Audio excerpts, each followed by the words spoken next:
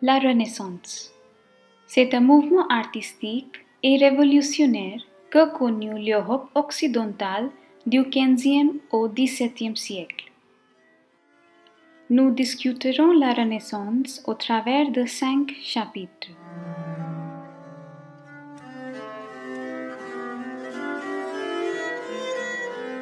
Chapitre 1 de Charles VIII à François Ier. Chapitre 2 le règne de François Ier. Chapitre 3 le règne de Henri II. Chapitre 4 les guerres de religion. Chapitre 5 les premières années du XVIIe siècle. La dernière vidéo se basait sur le chapitre 1. Dans cette vidéo, nous allons regarder le chapitre 2. Le règne de François Ier.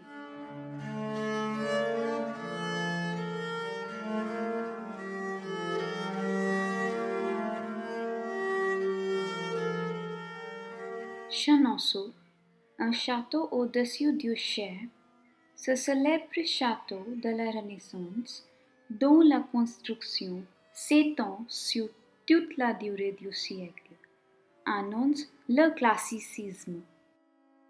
François Ier invite Léonard de Vinci en France. François Ier, admirateur de la Renaissance italienne, rencontre Léonard de Vinci et l'invite en France. François Ier, vainqueur de Marignan. François Ier, digne souverain de la Renaissance, entreprend de nombreuses campagnes militaires en Italie.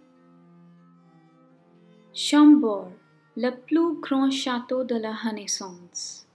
François Ier décide de construire sur les bords de la Loire un château gigantesque, le plus grand de la Renaissance. François Ier signe la charte de l'Église en France. C'est à Bologne que François Ier et le pape se partagent l'influence sur l'Église et ses bénéfices. Le traité de paix avec les cantons suisses. Les effets de ce pays, signé à Fribourg, se feront sentir jusqu'à la Révolution française. Le trône impérial échappe à François Ier.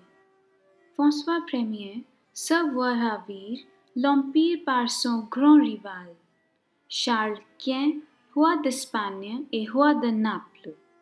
Le comte du drap d'or. François Ier tente d'impressionner le roi d'Angleterre pour obtenir son soutien contre l'empereur Charles Quint. Les idées de Luther condamnées par la Sorbonne.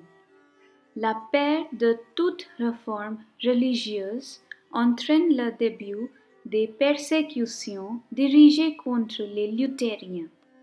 François Ier gère le trésor royal. En 1523, le roi François Ier émet une ordonnance qui règle la levée des revenus du roi. Jean Angot au service de François Ier. L'amateur français Jean Angot, à l'origine d'expéditions en Amérique, en Afrique et aux Indes, aide François Ier à s'armer contre l'Angleterre. Le duc de Bourbon trahit François Ier. Connétable de François Ier, le duc de Bourbon passe au service du plus grand ennemi du roi, Charles Quint. Le château de Blois, embelli à la mode italienne. Sous le règne de François Ier, les monuments de style Renaissance fleurissent dans la vallée de la Loire. François Ier battu et fait prisonnier à Pavie.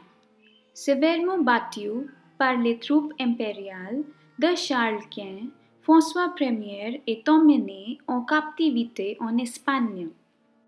Fontainebleau, agrandi et embelli à l'italienne.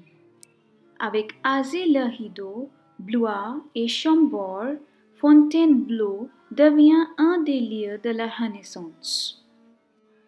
François Ier crée le collège de France. À peine créée, cette nouvelle école concurrence, sa voisine était née, la Sorbonne, fondée en 1257. Rabelais, Pantagruel et Gargantua. Avec ses personnages comiques, François Rabelais critique la société, la religion et les institutions. Calvin, le réformateur protestant français. C'est de son exil à Genève que Calvin construit la réforme en France. Jacques Cartier explore le Canada.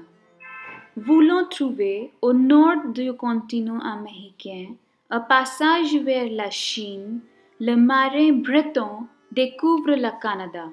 Le poète Clément Marot contraint à l'exil. Pour avoir donné son appui à la réforme, Clément Marot, célèbre poète, doit s'exiler de France. Marginalisé, il meurt dans l'anonymat à Turin. François Ier s'allie à Solyman le Magnifique. Pour tenter de briser son isolement, François Ier, roi catholique, n'hésite pas à s'allier à un souverain musulman. Diane de Poitiers, favorite de Henri II. Très belle, elle exerce pendant plus de 20 ans une influence considérable sur le roi, la politique et les arts. Montmorency devient connétable de France. Compagnon d'armes de François Ier, Montmorency est associé à ses combats comme à son gouvernement. Le français langue officielle. Avec l'édit de Villers-Cotterêts, François Ier veut unifier et contrôler son royaume. Ignace de Loyola fonde la compagnie de Jésus. L'ordre des Jésuites va rapidement devenir le pilier du Vatican et de la contre-réforme. Pierre Lescot refait le palais du Louvre. À la demande de François Ier, Pierre Lescot transforme le vieil château fort en un palais de la Renaissance. L'imprimeur Étienne Dolet est condamné à mort.